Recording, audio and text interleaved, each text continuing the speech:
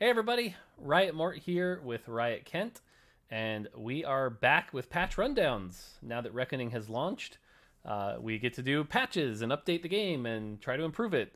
So here we are with the first one for patch 11.10. Kent is joining me today because Static is on a well-deserved vacation. So Kent is holding down the fort. Kent, how you doing today? I'm doing good. Really excited that we launched, and can't wait to talk about these changes that are going to make the game even better. Yeah, so the good news is, for the most part, we launched, I think, in a pretty good state for launch. Certainly not perfect. Certainly have been some things, some struggles.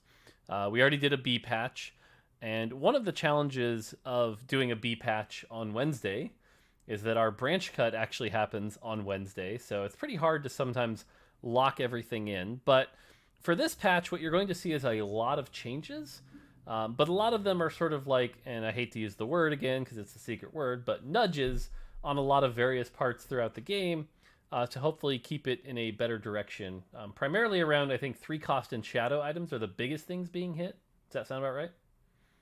Yep, that's mainly right. We're trying to bring up some of the lower performing stuff to open up more ways to play the game and to win the game. Yeah, it's true. There's a lot more buffs than nerfs, I think, as well. So, all right, let's jump into it. We have a lot to go over. First off, on the trait side, Abomination. I think Abomination after the Zerat nerf basically kind of disappeared for the most part. Although I've been kind of enjoying playing it, but Abomination 3 really good if you can high roll it early in like stage 2. No changes to Abomination 3, but if you invest in Abomination 4 or get that spatula for Abomination 5, this should be quite a bit more power. Yeah, when I get that new from the creep round, I get so excited. It's like, yes, I can play the Abomination 3 opener. But then as it scales more and more, Abomination 4 and 5, we've seen it fall off a lot. So this is actually like a pretty big buff to both of those levels, specifically on the AD side, just to make the Scion more of a threat, especially if you itemize it. So it would be fun to see how players figure out this puzzle of what items do I want to get on this Abomination to optimize it, and how do I make it so I can offset whatever is countering me and win the game. Yep. All right, Cavalier. Cavalier 2 is fine, no buffs. Cavalier 3 gets a small buff, and Cavalier 4 is actually a very large buff, going from 70% damage reduction when it's active to 90%. It's an insanely big buff. That being said, I think with having to run Kled and Sejuani and Hecarim, probably still going to be okay. But what are your thoughts here? Yeah, it's really spooky. The 45%. At first, I was like, "Holy crap, this is might be too much." But then, the comp itself is kind of hard to play. The duration is like gated, and so I think it just makes the spat better if there's like if you can figure out how to use this spat to its full extent. But for the most part, yeah, it's the trait in general is underperforming, and so we want to bring it up. I think Cavalier 3 and 4 were like the worst traits in the data, though, so it definitely needs it. Yeah, for sure. Dragon Slayer. Dragon Slayer was something we were hoping more people would invest on the 4 side, so we're just going to buff it up a little bit. Hopefully, if you're playing a Mordekaiser carry, it might actually be a decision now between 6 Legionnaire or 4 Dragon Slayer. So, buff here. Cool. Yep. And then Forgotten is one I think that was coming in kind of hot. This is one that we're filming this on Friday. And as of Friday, what we're seeing is Dravens are doing very well, especially in NA. But also Vaynes are starting to really take off, and you'll see some notes here. So what you're actually seeing here is a Forgotten 6 nerf, because the spike between 3 and 6 Forgotten is a little large, but a Forgotten 9 buff, because right now that jump to 9 does not feel worth it at all. So that's kind of the big change here. Again, with Forgotten 9, you need to be level 9 and run all the units or have spatulas, so it's a pretty steep requirement. But yeah, hopefully this doesn't like do anything crazy like take Draven and Vayne out of the meta. Did I say drain? uh, but we'll see. Any thoughts here? Yeah, I think the nerf is like relatively safe. I don't think it with the other changes that are coming. I don't think it will take the comp out of the meta. But as far as like Forgotten 9, hopefully this becomes more of like I actually want to chase this and play it, and when I play it, it can actually help me win the game. So I Yeah, want to make sure that was in there. cool. More trait changes on the knight side. It looks like we're just buffing 6 Knight. So 6 Knight gets a slight buff. Am I incorrect, or we do 4 Knight also? Don't we're not doing a 4 Knight buff. Okay, cool. So it's just 6 Knight. 6 Knight becomes a thing. So, and you have to forgive me there. We changed a lot of things here. So if I lose track of things, that's on me. But yeah, 6 Knight, just possibly more of a reason to invest in 6 Knight here. Yeah, it's a pretty heavy tax to pay because of you have to run a bunch of units that later in the game become less relevant. But want it to be a playable strategy if you're facing a lot of small instances of damage. Yeah. Mystic 4, same thing. With the amount of shred in the game, if you really invest in Mystic, want to make sure that pays off a little bit. So just buffing Mystic 4 a little bit. Yep. And then Verdant. I know you felt strongly about this. Why don't you go over Verdant? Yeah. So with 4 seconds, it becomes like rarely useful. In practice, it's like 4 seconds of CC immunity is often before major CC casts go off in a fight. And so just pushing it to that 5 breaks the threshold for a lot of things. Assuming positioning is optimal and everyone plays it properly. 5 seconds, like that 1 second should make a big difference. And then for Verdant 3, if you're committing to playing Verdant 3, you should really get a big benefit. And this 8 second helps offset the large amount of CC that's in the game right now, especially AoE CC. So. Cool. All right, that is it for trait changes. Now let's go into the champion. A lot of champion.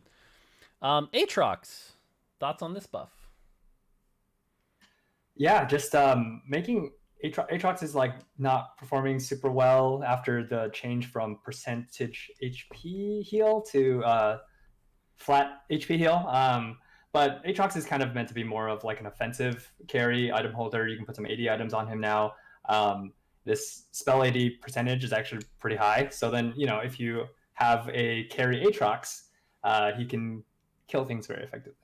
Yeah, hopefully you could actually put like the Draven items on the Aatrox and then transition it and feel not so bad about that. Yeah, exactly. Cool. Leona. I think Leona kind of ended up tankier than we really intended the 1 cost to be. So we're nerfing her spell at all levels, so she's not quite as tanky as she was before. I still think she's going to be one of the best early to mid-game tanks for sure. To compensate for that, though, we're letting her sword hit kind of hard. She gets the 80 AD treatment, kind of like the old Tom Kench, the current Poppy. So she just gets to whack pretty hard here. Yeah, the nerf at 3-star looks really large, but she's meant to offset smaller instances of damage rather than like really have large instances of damage that are coming at her. So this makes much more sense. And then with the AD, instead of always just going into overtime, she can actually end fights. And kill things. And so this should be a good change. Yep. Lysandra, this is one of the ones coming in a little bit late. We're seeing Lysandra 3s do well, which good. We're happy Lysandra 3s are doing well, but they're kind of shutting down AD opposition a little harder than we think they should. So rather than have that 60% shutdown, which is really massive, we're just going to normalize it and keep it at 40% at all levels. Yeah. It's like, if you don't, if your carry doesn't die in 1 shot, well, you don't do any more damage to me anyways, and I just heal it back for newer. So like, reducing this AD reduction should help a lot with actually letting Lysandra get killed. Yep. And then Udyr has kind of felt like a little bit one of the weaker 1 costs, I think. People still play him because he enables Skirmisher and Draconic, but you're never really excited to itemize him. So this should just help with that a little bit. Yeah. Cool. On the 1 cost side, Vayne. Vayne is another one. So she gets a 5 AD buff, and part of this is to compensate for an item change we'll talk about a little later. But we're also, as of today, starting to see Vayne 2 do really, really well with 6 Forgotten, to a point where we're not really comfortable with a 1 cost 2-star doing this well. So we're also nerfing the true damage that Vayne gets at 1 and 2-star, pretty big, and then 3-star a little bit. Because again, if you commit to the Vayne, we still want it to be a possible win condition, but we don't want Vayne 2 to be a fast 8, kind of like Ziggs was before Vayne. So. Yeah, exactly. It's kind of like the Ziggs situation. We want to make sure that, if you commit and you play the Vayne comp and you go Vayne 3, you're rewarded. But if you're just playing Vayne 2, you shouldn't be able to fast 8, fast 9 off of that. Yep. Warwick, just a Warwick 3 buff. I'm excited about this one personally, though, because I've been playing a lot of Vayne reroll whenever I have the chance. And whenever you hit that Warwick 3 with 3 tanky items, he actually does, like, a surprising amount of work. He's a really fun champion, so kind of excited for this one. Yeah, especially with Forgotten multiplying these numbers, Mm-hmm. getting 80 and AP on top of this. Yeah, Yeah. he's a beast. Cool.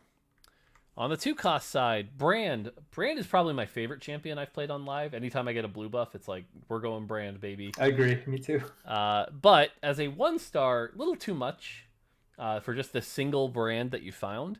So we're nerfing Brand 1. If you manage to 2-star your Brand, cool, you deserve it. That's his job, so stays the same. And if you commit to the 3-star Brand, we're actually buffing this a bit so that hopefully some more 3-star Brand builds can be enabled here. I know my Brand Violence build, maybe someday that'll take off. So yeah, this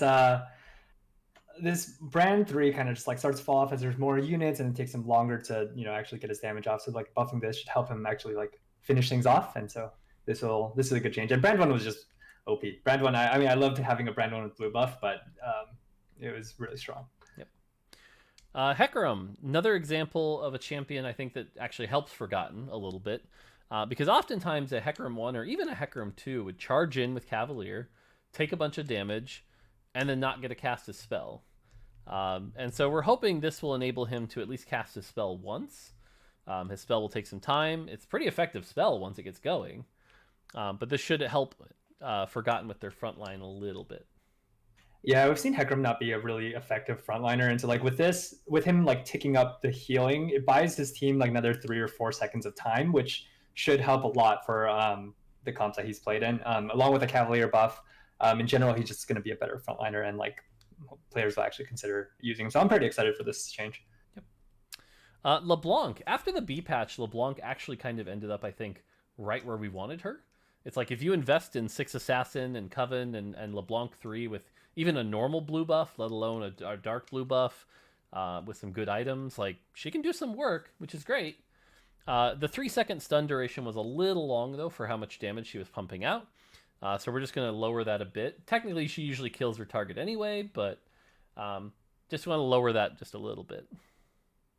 Yeah, I think overall, the game would be in a better state if we reduce slightly the amount of chain CC and that we have in the game and how repeatable that is. Yeah. Agreed. Trundle, I think, is a champion that we expected to be a little bit better and hasn't really. Sort of, especially as an anti-tank, hasn't quite hit that yet. Not making big moves yet. I still think there's more work to be done here with Trundle.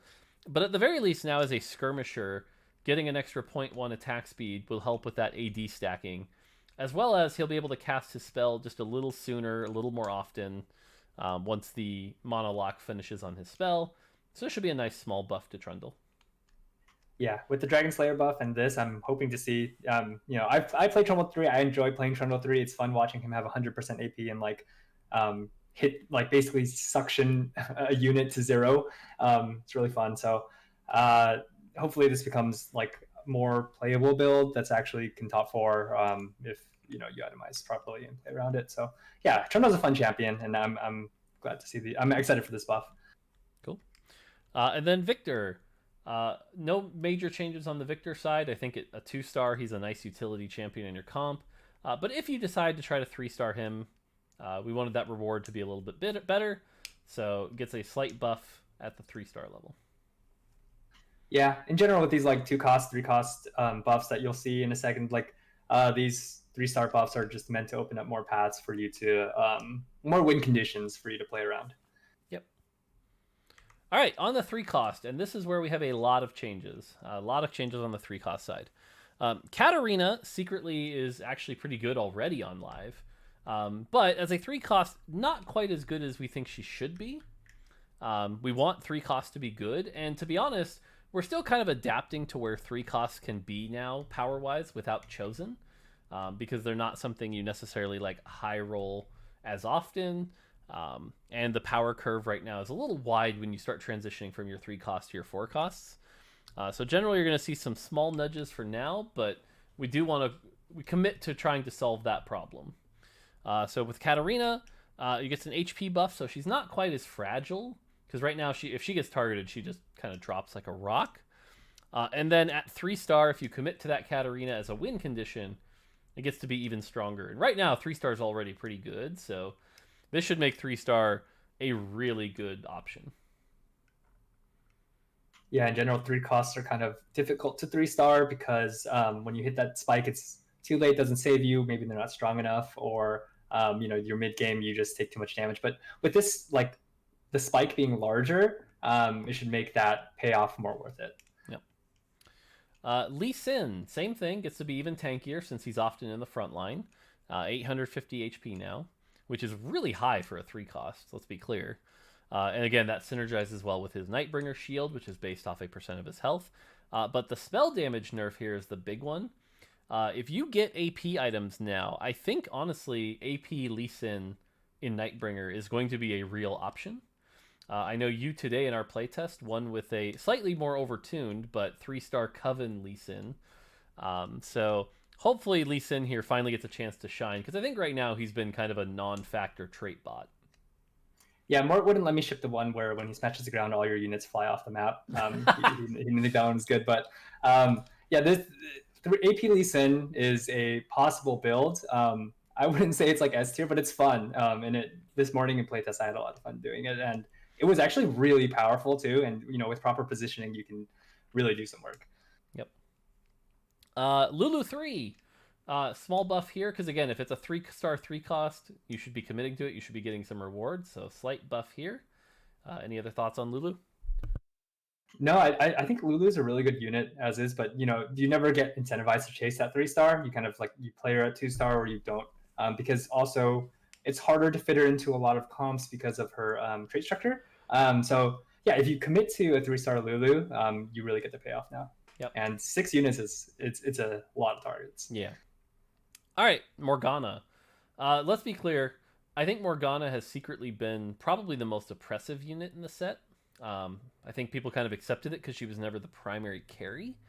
But basically, she shut down entire teams with a GA Morello and nothing else, with a guaranteed stun your entire board, deal them large amounts of damage, apply Morellos, and almost act as a solo frontliner for a lot of comps. It was frankly kind of egregious, and the play rate showed that as well. I think she was the most played champion in the game. That being said, we're making one really big nerf here, which is that the hex radius is going down from 3 to 2. We were seeing her hit backliners from the front line, which is a little much. So this is a pretty big nerf to Morgana. That being said, she can still sit on the front line with those exact same items. She's just not going to quite hit as many people as she was before.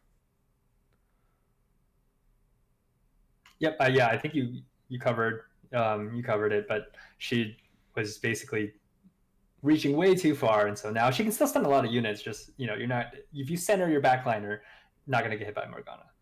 Nice, cool. Nidalee, pretty light change here, but the earlier mana cost means she hits that cheetah form much sooner, which is a very strong form, and if you 3-star it, you get more damage. Yep. All right. This Nocturne fix, I'll be honest, has me scared in a Nocturne's going to be very strong kind of way. Why don't you explain this bug fix since you're the one who did it? Yeah, so Nocturne was healing for what his tooltip said he would heal for. So it would be that the damage he dealt multiplied by the percentage healing. Doesn't matter how many units he hit, and or how much damage he actually dealt. So if he hits a Leona 3, he's still healing even though he's doing 0 damage. So that will be weaker, but in general, if you have items on him, he's going to be healing a lot more. And so this bug fix should be actually a pretty large buff to Nocturne.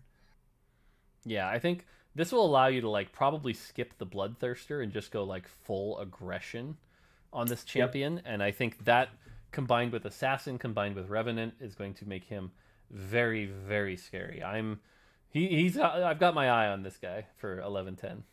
Yeah, same. I think the fact that you can kind of skip the GA because he's a melee unit, but he has Revenant, but you need to play 3 Revenant to mainly make it, to make it kind of relevant. But you can also skip BT, so you can kind of go triple offensive, and that is kind of spooky whenever we see like a unit with triple offensive, and then if you stack a Zeke's or something else on them, they can scale to pretty high numbers. So yeah, something to watch out for sure on our end. Yep.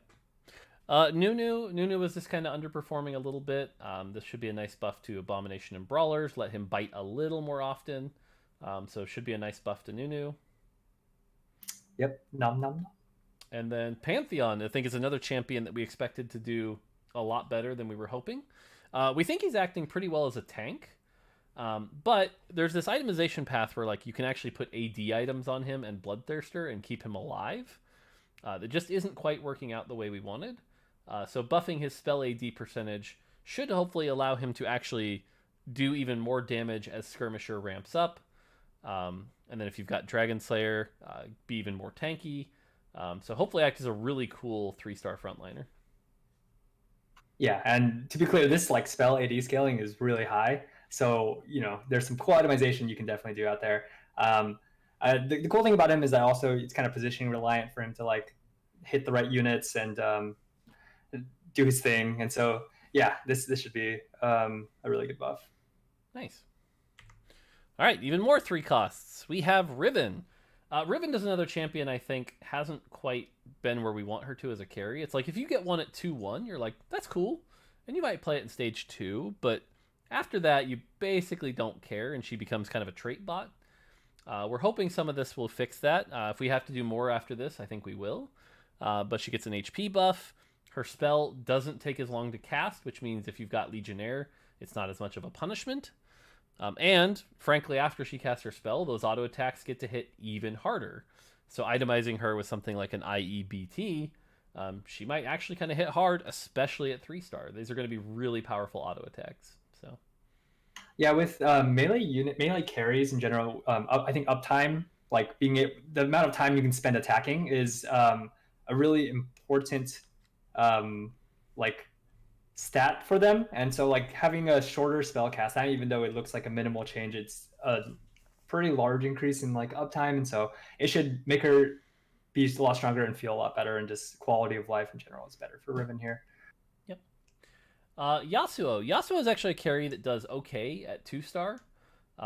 Does pretty well with his 1.0 attack speed, gets his true damage and some of his magic damage, so it can actually be pretty good in the mid game, but falls off way too hard in the late game. So if you decide to invest in that 3-star Yasuo, again, we want the payoff to be worth it, so 3-star Yasuo buffs. Yep, he's going to be hitting pretty hard. Yep. And then Zyra, after the big nerf on PBE, Zyra definitely became a champion you don't really itemize much anymore. Ashe became more the primary carry of the Draconic side, which we're okay with. But if you do finally hit that 3-star Zyra, we're happy that she doesn't cast as often, because she has big CC anyway, and we don't really need repeatable CC. But we're letting her buff up the damage. This is also a buff to Spellweavers, as she's usually a good trait bot for Spellweaver to do even more damage. It'll scale really well with the trait. So it should just make Zyra a little bit more of attractive of a 3 cost. Yep. Cool. All right, that's it for 3 costs. And again, this may not solve the problem. Let's be honest here. It may still be the gap between 3 and 4 is too wide, but we also didn't want to swing the pendulum too far the other way. We wanted to be careful here, so we're committed to continuing to keep an eye on this. On the 4 cost side, so Aphelios gets a pretty big bug fix, which is that now his spell can critically strike. So if you put Infinity Edge on Aphelios, it should actually be a useful item now. Cool. If we just did that, Aphelios would probably be overpowered. So to compensate, we had to lower his spell damage a bit. The goal of this is to be power neutral. We are not trying to nerf Aphelios here. We're also not trying to buff Aphelios here. This is supposed to be power neutral. But again, we can't just let his spell crit for free. That'd be a big buff. So that's what this is. Yeah, excited for this one too. It opens up, itemization path. If you slam an early IE, Infinity Edge, now you have a unit, another 4 cost unit that you can play it with that will do well with it. Yep. Daisy, Ivern. Daisy! Why don't you talk about the changes here? Yeah, so Daisy Ivern had a really weird formula for like how he granted his AP to Daisy. it became like an odd lever for us to do for balance tuning. So we making it flat now, and so that way we can go higher on the spell AP bonus that he grants to Daisy. So in general here, Daisy will be hitting harder, and so it opens up an additional itemization path that you can choose to go if you want to. This is also like paired with how we nerfed the hex range to 1 in the recent B patch. That reduces the CC, but now this opens up more like a damage Daisy. Thanks. All right, Mordekaiser. Mordekaiser's had an interesting journey, I think. He started off on PBE, and everyone thought he was garbage, and no one knew how to play him. And then even the first few days of live, it was like, he's an okay tank. And then all of a sudden, right around Friday night, Saturday morning, everyone figured out how to play Mordekaiser. And we had to B-patch him because 6 and 8 Legionnaire Mordekaiser took off like a rocket and dominated the meta. Since the B-patch, he's been closer to okay. Still strong, still very good, still an option if you hit him and have the right items. But lately a little overshadowed by, I think, some of the more strong options. But with some of those being adjusted, we wanted to make sure Mordekaiser just has a little bit more of a weakness opening here. So the goal here is, because we're actually really happy with where Mordekaiser is damage-wise. He's supposed to be this big, scary guy with a mace that when he whacks you, it hits hard. We are going to try to keep that to be true for the rest of the set, so don't expect Mordekaiser damage nerfs. But we were seeing that his spell, the shield was up a little too often, and it was very hard to really kill him. So we're going to make that a little harder to get back up, just so there's a window where like a Draven can take him down or a Vel'Koz can melt through it. Yeah, often there are situations where like you're hitting Mordekaiser, the shield goes down, and you're like, okay, kill him, and then it's like as you're about to kill him, oh, there's another shield, and so we want to open up that window a little bit longer so that he is vulnerable for a longer amount of time rather than just permanently be shielded. And then Rel is getting a buff through Cavalier. She's been a pretty good staple 4-cost utility, providing a big AoE stun as well as a big shield for her team. So we're just, again, trying to lower some of that CC duration a little bit here because it is a big AoE stun. So she loses a half second off her stun at each level. Yeah, Rel's really good. So this should be a really good change for the game. Yep. Cool. Garen, after I think the B patch and people figured out how to itemize Garen, I think Garen has secretly been, or less secretly now, has been the best unit in the game.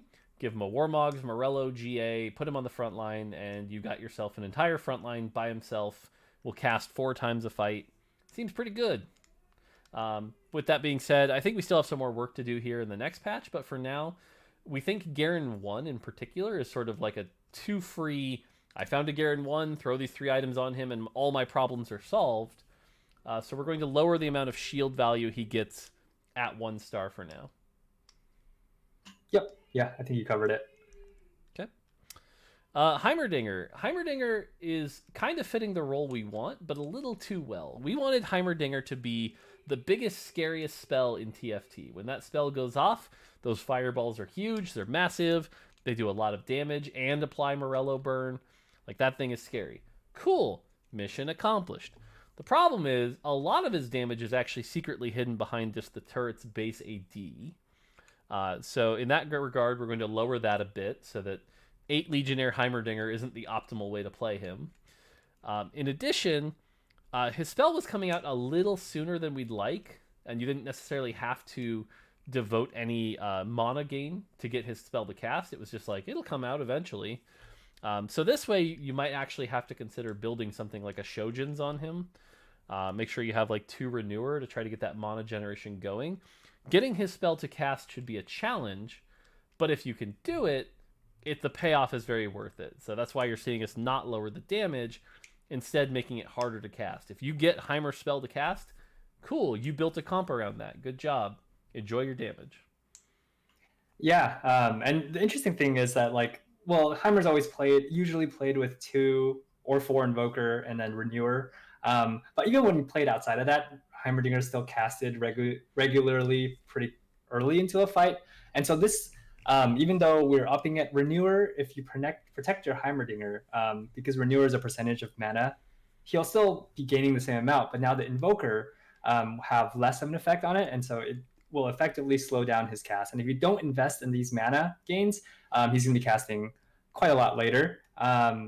So this should be a good change for like preventing Heimer from being OP. And often we saw him being itemized with attack speed items, which just made the turret, because the turret gains the Heimer's attack speed, the turret just did a lot of DPS at 2-star, you know, with that 200 something AD. It was just really hurting. And so this change pulls back on that just a little bit. All right, Kindred, why don't you go over the Kindred changes? Okay, yeah. So Wolf was secretly the kind of the star here.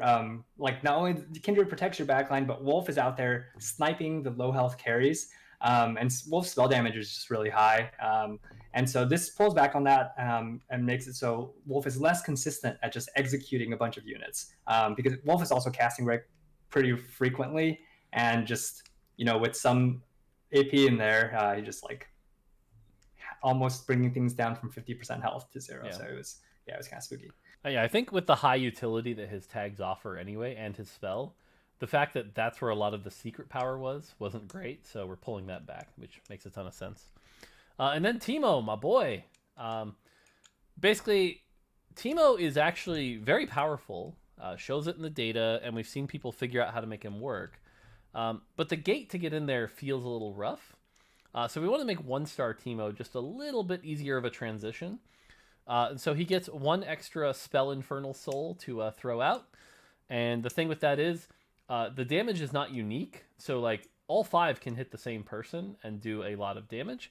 So this is a damage up for Teemo. If you see a 1-star Teemo, we want to tempt you into playing it, even if you're not running Hellion or Invoker. So this should be a buff to him. And if you can get that 2-star Teemo, very powerful stuff. So still kind of the goal, maybe a light touch, but we're also afraid of over buffing here, I think. Yeah, for sure. Teemo's already a good unit, so we just want to just a nudge for a 1-star. Yep. All right, items. A lot of item changes. The reality here is, I think for as many items as we launched, we ended up in a pretty good state. Nothing too obscenely overpowered, but there are still a lot of things that are kind of in the underpowered state or the never build state. And so I think a lot of these patches are trying to address some of our peak power or address some of the never build state. Is that right? Yeah. So the main goal of a lot of these changes is to open up items that, like, you know, you have 2 components, you're like, I don't want to build this because this sucks, or like, I don't see what I can do with this. And so like kind of want to bring a lot of those into a state where you can say, hey, maybe this will work on this unit and I want to build this, or like, this is not my best in slot, but it's still a really good item for my unit, and so I'm going to build this. And so it's to bring up that bottom line, basically. Yep. All right, Chalice. Both Chalices take a bit of a nerf here. As I mentioned, I think this is trying to lower the Karma with 3 items and 2 to 3 Chalices touching her, that peak power being just a little too high. Yep. And again, I use Karma as an example. The same is true as Vel'Koz, Heimer. You get the idea. Dark Shroud of Stillness. I'm excited for this change. One of the hardest things about using this item was putting it on somebody that you were okay with them having their mana reduced by such a large amount also. Now, for example, let's say you're running a 6 Forgotten comp, you can have everyone in one corner, then put this on Viego and send him to the other side. Viego will still have his nice 0 out of 40 and be able to hit the enemy team with this big shroud. So I'm excited for this. I think this is going to make this item very powerful. Yeah, I agree. I really like this item, but positioning around it is really tough, and so this just makes it a little bit less tough to position around. Yep. Dragonclaw, since the change, I think has been healthy, but a little weaker than we wanted it to be, so giving it an extra 50 MR. Yeah, so this was like matched up with Shadow Brambles Vest, which granted 200 armor, but in general, armor is more effective in the game because everyone deals physical damage, and so this magic resist, the MR portion needs to go up in relation to it to be at a similar power level, and so that's why we're bringing it up by 50. Makes sense. And then Eclipse Cape, the Shadow Sunfire. I still don't think this item's going to be huge, but it does do a lot of damage. I think some people are starting to realize how much damage it can do. And so hopefully this will just make it a little less painful when you decide to try to build it, because it is a very powerful item. Yeah, definitely. I think a lot of the hesitancy to build this is like the drawback seems really extreme, but by pulling this back to a lot smaller amount, it should hopefully be less scary. But this item's output and like how much damage it deals every fight is actually really high. And so when players build it, hopefully, we'll see it start to perform better with this drawback being less. Yep. Continuing on, Evil Giant Slayer. This is probably the scariest secret change, because the way it used to work is that Giant Slayer is one of the few items left with a % damage amp, which, as we know, can be very multiplicative. Evil Giant Slayer also has one and is easier to activate, but the challenge was it was like, well, but if it doesn't activate, I'm doing less damage. That's gone. So now it's just, if it's activated, do a % multiplier, and it activates quite a bit. It's only 1100, right? Yep. So I think this item might become a very good staple item. I agree. Yeah, I actually really like the item already because I think it, damage amp is so hard to access, and like having access to damage amp is really good. But because of the drawback, it made it really hard to commit to this item because if you slam this early game, you're getting a penalty, and it just makes you so much weaker. Now that the penalty is gone, you still, you're using 2 components for 0% damage amp, but with the hope that if I have other items, I am multiplying it against anyone in the mid game to late game, and so this item should become really powerful. Yep. All right, Frozen Heart and Dark Frozen Heart. Who didn't love Diana jumping into their team and lowering their attack speed all the time? I mean, I don't understand why we're nerfing this. Can you explain it? Yeah. I don't know. It seems so fun to have your units not move at all and be like really slowly firing. No, but it's just the attack speed slows, in my opinion, are still just extremely powerful, because it takes your total attack speed and it multiplies it by that percentage. Whereas like bonus attack speed takes your base attack speed and multiplies it. And so like I think in general, attack speed slows if they are very large and they last a very long time, or indefinite, as Frozen Heart does. They can be extremely not only unfun to play against, but very punishing, and like it's just not a great feeling. So we're pulling back both on like the Frozen Dark Heart and Frozen Heart. It should still be a good item, and it should still effectively like slow down the backline so that your team can go off first. But it's going to be less oppressive. Yep. Okay, Guardian Fallen Angel. I think now that players have figured it out, and it shouldn't have surprised anyone, but Guardian Angel has always been sort of a staple item of TFT, always very high power, always high build rate. Well, it turns out one that's custom built for tanks, turns out that's really good. So it seems like this is getting a slight nerf. That's right. Yeah, just nudge it down a bit. It's getting a lot of value right now, so bring that down. Yeah. Ionic Darkspark. This is one I think that has been in the sort of never build category. I don't think I've seen anyone really build it or try to experiment with it or figure this out. So this change is pretty big, actually, where the self-burn goes down in half. So really it's almost negligible, but double the AP. I'm curious to see if this can do some really cool stuff on like a Spellweaver comp. But it'll be interesting to see, or if it still ends up in the never build category. Yeah, I think this item is a little bit more narrow. You kind of like have to like build around it, but I'm hoping to see some fun stuff come out of it where you have a unit that can sustain itself, and so you have it charge up like this battery where its AP just goes higher and higher and higher, and at the end of the fight, their AP is just really high, and dishing out large amounts of damage, healing back a lot of health, something like a Vladimir, for example. While also like on the side zapping everybody that's casting around them. So there's like a fun fantasy around this item. So I'm excited to see what will happen. And with 10 bonus AP per cast, which is a lot, if you can stack this up, it far exceeds what Rabadon's Death Cap can give you. Yeah, that's where I'm like I said, if you put it next to a brand with a blue buff that's like casting like crazy, this thing can very quickly start to exceed Death Cap in power. So, yep, cool. Locket of the Silver Lunari. I think this is another item that people looked at the drawback and went scary, and so haven't really been building it. I think it's actually still a very good item. But that being said, have a buff. Another 10 armor and 10 MR, so 70 armor and MR to 5 units seems pretty good. It's a lot of value, a lot of bonus armor and MR. Just it's got to overcome that like drawback hump. But this item is really strong. Yep. So Sacrificial Gauntlet. The text here, there's a lot of text. TLDR though here is you have to cast a spell to get the extra critical strike. If you don't cast a spell, this item is Jeweled Gauntlet. It's just literally Jeweled Gauntlet. It's the exact same item. But once you cast a spell, you gain 20% additional crit chance, which is much better than Jeweled Gauntlet.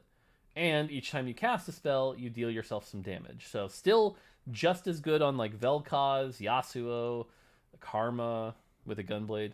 But now, let's be real, it's not Vayne cheese. Yeah, and just to be clear, it kind of functions for everyone else who's not like Vayne, Kale, Nocturne, Kled. Anyone who has a spell cast, it functions exactly the same because the 20% critical strike chance will apply to that initial spell cast too. So it's basically the same item, except it doesn't work on the units who don't cast spells. Yep. Cool. Sacrificial Redemption. This felt like another Never build. Now the self damage is a lot less, and it heals for even more. So maybe this will end up in the build section. Yeah, the ones with the larger drawbacks, I've seen not get built as much. I think it's kind of scary to see, oh, I'm dealing a lot of damage to myself. But it's actually current HP self damage, so it's not going to be too large of a self damage, and so hopefully the smaller drawback will encourage players to build it more. Yeah, the fact that it hits the whole board can do some really cool stuff. So, okay, Spectral Spear of Shojin. This is another one I think the damage penalty scares people from building it on like a Vel'Koz. But now it's actually might be debatable where it's like, does casting that much early outweigh the damage here? Or the more intended use is like, maybe you put this on a Lux or someone else who's got high utility. I know you were trying some pretty crazy builds with this with like LeBlanc. Yeah, I put it on Rise, put it on LeBlanc, and now we buff Lulu 3, so that's another option for this item. True. Who doesn't do any damage, so there's no penalty on her. True. So, okay. And then Titan's Resolve, after the remake where it was instead of percent damage, it was bonus AD and AP, has ended up a little less desirable than we wanted. So actually a very big buff here, because now instead of 50 AD and AP, it's 75, which is quite good. So we'll have to see if Titan's Resolve becomes a little more desirable for some of our melee champions.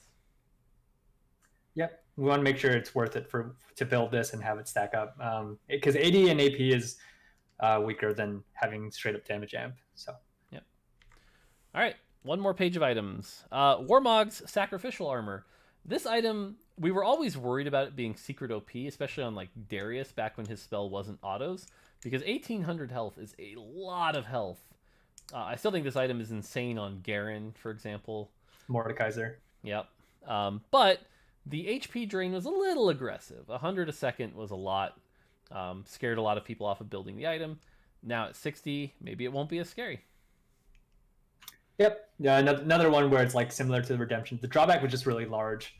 Just pulling that back. Yep. Okay, Zeke's Bleak Herald. I'm a little worried about this one, to be honest. So Zeke's Bleak Herald is actually my favorite item. It was my favorite leading up to launch. We'd see it kind of underbuilt, actually. I think maybe Nocturne used it a little bit. Otherwise, not many people were building it much. But I think as of today, people are starting to figure out how much better it is than Ginsu because of that initial burst.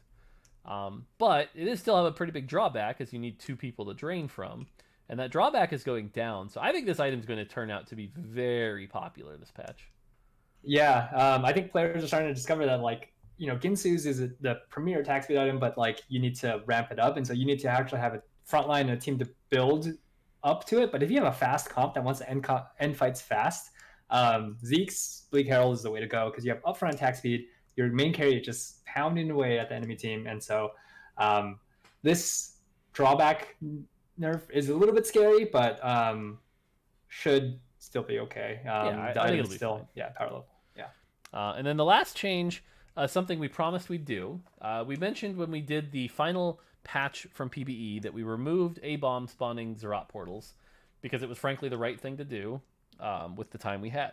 But we couldn't make any better changes without text. Well, now we have text. So here's what we're doing. You can put Zerat on A-Bomb again. It will spawn, but they're going to be much less effective. So Zerat portals are only 25% as effective, meaning they're much smaller, much less HP. And Unstable Zerat is 50% effective. It already didn't have much HP, so we're not worried about like undoable tank lines. But if you wanted to do a 3 Unstable Zerat team that then sends that Scion into the team to sort of suicide bomb, cool, go for it. It'll still do 750 true damage for the 3 of them, so should be an option. Cool. All right, and then the final slide, I'll try to go over this quick, but props to you and Static and everyone else on the QA team, because this is a lot of bug fixes. So I'm going to try to go through these as quickly as possible, but this is a big one. Spell crits from Jeweled Gauntlet and Assassin will continue to work even if the caster dies. Yes. No more, I know, no more of this like Jeweled Gauntlet cast that's in midair that you die then does nothing. Like, thank God for that. Dawnbringers will now properly die to large instances of damage, even if their healing effect has yet to trigger. I saw that video where like a Kale 3 hit a Dawnbringer board for like 9,000 and they live. So this is definitely a bit of a nerf to Dawnbringers. They can't survive being one shot. Lux. The bug where Lux just doesn't cast. Fixed. Sweet. Allies will no longer chase targets that Syndra is tossing. Thank God my Karma won't walk out of the corner. And this is my favorite one. It's a really good one. I think a lot of people were afraid to play Syndra just because of this. And to be honest, now Syndra might be a little too OP, but we'll see. Revenant Revive available visuals are now properly removed. Cool. Rel's spell now properly triggers Trap Claw. Cool. The Monstrosity no longer gains 100 bonus health at all trait levels. Our tooltip was lying to you by 100 because reasons. Great. Technically, that's a nerf to A-Bomb 3 then, isn't it? Slightly, yes. You've ruined everything. You've ruined the meta, Kent. I ruined the balance of everything. Go back to my spreadsheets. Heimerdinger turret now fires correctly in Ghost Armies. If you ever fought a Ghost Army of Heimerdinger, turns out it couldn't cast its ability. So you were fighting a much weaker team. Now you won't.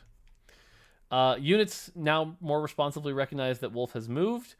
Kindred had the side effect where if Wolf was moving around, units would just kind of awkwardly stand around. That's been fixed. The other really important one here, the staff drop damage skin now has a better sync between the impact and players dying. It feels I take it back. So this good. is my favorite one. Yeah, this is so good for those of us that have the staff drop. Fixed a bug where stacking multiple Ionic Dark Sparks only granted AP from 1. This is perfect timing because if Dark Spark now becomes OP, this will be fun. Verdant no longer blocks the damage from Thresh's ability. Still, we'll block the CC part of it, but... and then finally, Viego will no longer attempt to cast on his target if the target goes untargetable as he reaches full mana. So basically no more lost cast from Viego. Yep. So, and before you ask, if anyone says, well, what about X bug? I mean, look, the team worked their butt off to fix this many bugs.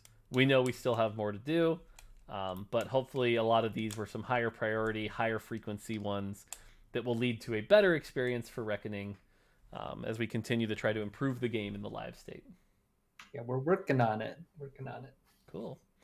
So, big patch, a lot of things, but at the same time, we're hoping to not see too dramatic of shifts here. Again, the goal here is just more balance, more options, more playable comps, not less. We're not trying to remove comps from the meta. But yeah, this is our first patch of Reckoning, and hopefully by now we've shown as time goes on, we'll get closer and closer to balance, especially as the competitive scene ramps up. But yeah, I think that's it for us. Kent, any final thoughts? No, I think we covered everything. Just excited to go play some more Reckoning. Nice. All right. Gotta hit Challenger before you do. No. Oh, are we doing Race to Challenger? We're going to put that on air for everyone to see? Oh, the Rioter Race to Challenger? Oh, no. I don't want to have to grind. All right. You're just afraid. I mean, a little. Not going to lie. All right. That's going to do it for us. Hope you guys enjoy the patch. Keep giving us feedback. Hope we're happy with the response of Reckoning. Until next time, take it easy.